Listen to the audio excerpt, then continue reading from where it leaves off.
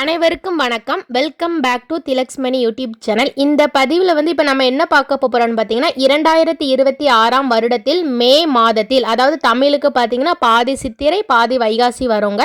இந்த மாதத்தில் வரக்கூடிய வளர்பிறை மற்றும் தேய்பிறை சுபமுகூர்த்த நாட்கள் பற்றிய தகவலை தான் நம்ம விரிவாக பார்க்க போகிறோம்.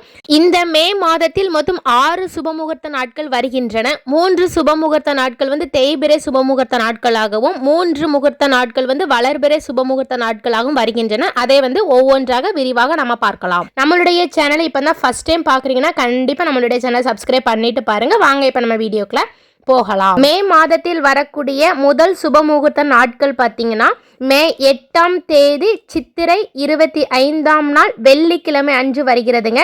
இந்த சுபமுகூர்த்த நாள் தேய்பிறை சுபமுகூர்த்த நாள். சரி, அடுத்து 2ஆம் சுபமுகூர்த்த நாள் பார்த்தீங்கன்னா மே 13ஆம் தேதி புதன்கிழமை அன்று வருகிறது. தமிழுக்கு பார்த்தீங்கன்னா சித்திரை 30ஆம் தேதி வருகிறதுங்க. இந்த சுபமுகூர்த்த நாட்கள் பார்த்தீங்கன்னா தேய்பிறை சுபமுகூர்த்த நாட்கள். அடுத்து பார்த்தீங்கன்னா மே 14ஆம் தேதி வருகிறதுங்க. தமிழுக்கு பார்த்தீங்கன்னா சித்திரை 31ஆம் தேதி வியாழக்கிழமை அன்று வருகிறது.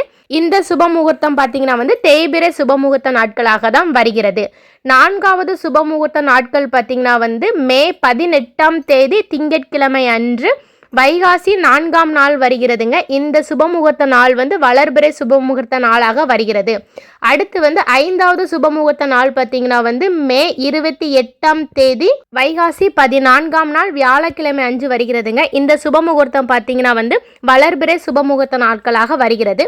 அடுத்து இந்த மே மாதத்தின் கடைசி சுபமுகூர்த்த நாள் பார்த்தீங்கன்னா மே 29ஆம் தேதி வைகாசி 15ஆம் நாள் வெள்ளிக்கிழமை அன்று வருகிறதுங்க.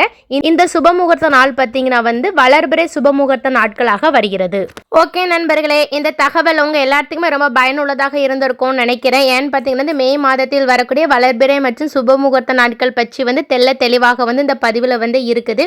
இது போல நீங்க தொடர்ந்து தகவல் அறியணும்னா கண்டிப்பா நம்மளுடைய திலக்ஸ்மணி யூடியூப் சேனல் சப்ஸ்கிரைப் செய்யுங்கள்.